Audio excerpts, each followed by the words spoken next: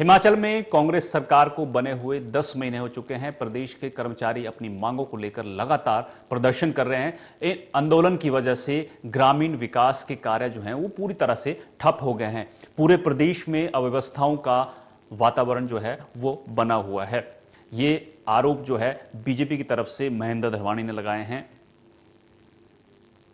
क्या हो सकता है कि सरकारी तंत्र और विभाग ग्राम सभा आयोजित करता है और अगर मंत्री जी के बात को ही सही मान लें तो कुल जितनी पंचायतें उसका 50% पंचायतें हुई 3300, उसमें ग्राम सभाएं आयोजित नहीं हुई। तो इसका मतलब क्या है कि सरकार या सरकार का ये विभाग अपने काम के प्रति जो गंभीर नहीं है।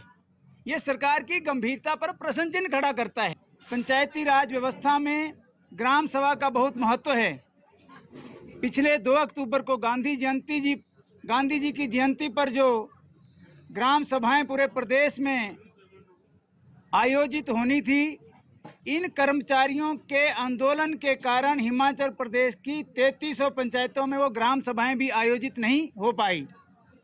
भाजपा का कहना है कि इन आंदोलनकारियों के कारण, इन जो लोग अपनी मांगों को लेकर के आंदोलन कर रहे हैं, उसके कारण प्रदेश में जो विकास काम हैं वो ठप पड़े हैं और प्रदेश सरकार, मुख्यमंत्री और मंत्री विभाग के अलग अलग बयानबाजी करके उन मांगों के लिए गंभीर नहीं दिखते हैं।